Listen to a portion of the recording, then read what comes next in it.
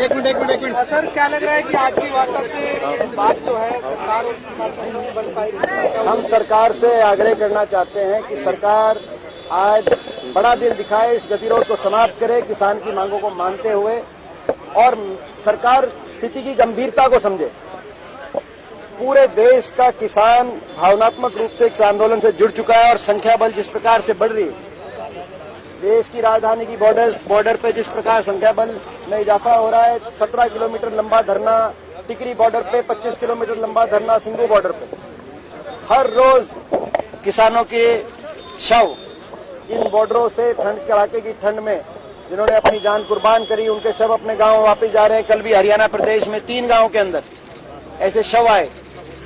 मैं समझता हूं कि अब सरकार इस बात की गहराई तक जाए, इसकी गंभीरता को समझे, बड़ा दिल दिखाए, राजहट छोड़े और आज कोई ना कोई समाधान दे देश को। आज कब दिखाई? कल भी हमने देखा कि जो लोग आ रहे थे शाजापुर बॉर्डर से, कल फिर दोबारा से हरियाणा सरकार लाठीचार्ज। ये हरियाणा सरकार तो खैर देश की सबसे ज्यादा किसान विरोधी सरकार के रूप में अपने आप को प्रमाणित कर चुकी है। जिस तरीके से शुरुआत में भी पंजाब से शांतिप्रिय तरीके से, अनुशासित तरीके से किसान रामलीला ग्राउंड में धरना देने जा रहे थे, उनपे जो हरियाणा सरकार ने पूरी फोर्स लगाकर एक तरीके से छावनी बना के हरियाणा को उनपे पूरा फोर्स का प्रयोग किया। कहीं सड़कें खुदवाई, कहीं पानी का बौछार कड़ाके की सर्दी में, तो कहीं आंसू गैस के गोले छोड़ने का काम, और तो कहीं लाठीचार्ज। तो कोई आश्चर्य की बात नहीं जो कल रेवाड़ी के अंदर शाम को हुआ।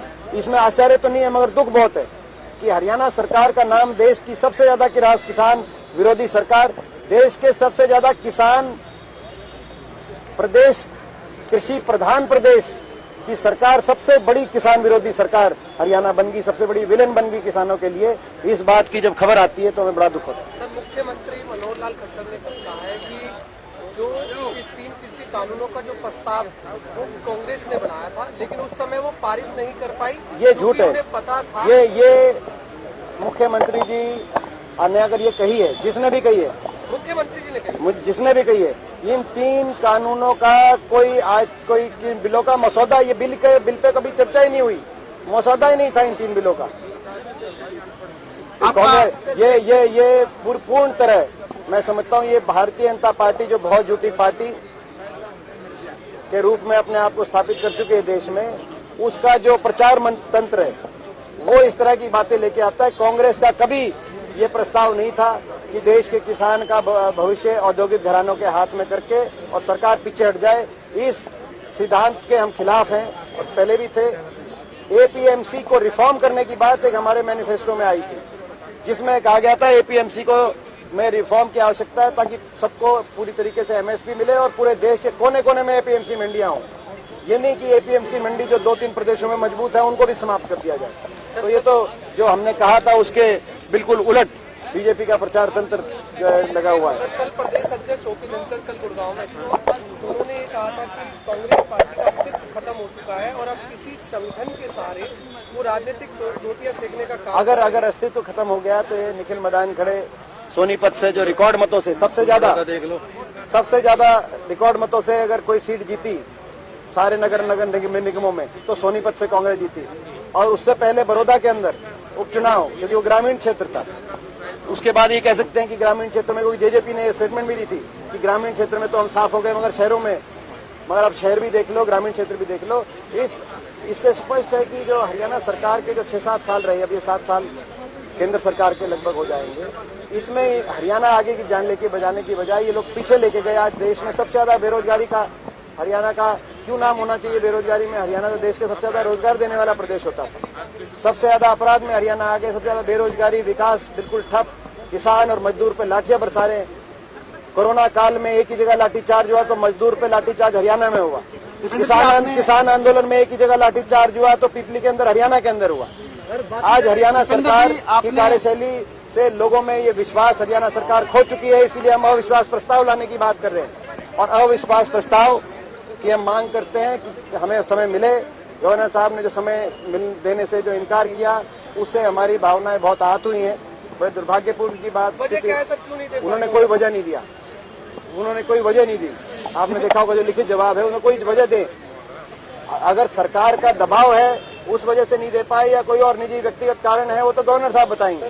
दीपेंद्र जी, आपने जन्मदिन नहीं मनाया, लेकिन कुछ पार्टी के लोग जो हैं वो गुजरात में और गोवा के अंदर ऐशो आराम कर रहे हैं। ये देखिए, बड़े दुर्भाग्यपूर्ण बात है कि हरियाणा प्रदेश, जो जैसे मैंने कहा देश का सबसे बड़ा कृषि प्रधान देश है, उनके जो जुड़े हुए कोई ऐसे व्यक्ति जो आज जो है प्रदेश की सर्वोच्चतम पदों पे, वो लोग किसान आंदोलन में न सिर्फ नदारत हैं, मगर कभी दुबई की, कभी गोवा की जो है बातें सामने आ रही हैं। तो इससे पता चलता है कि सरकार की नीयत किसान को लेकर क्या है।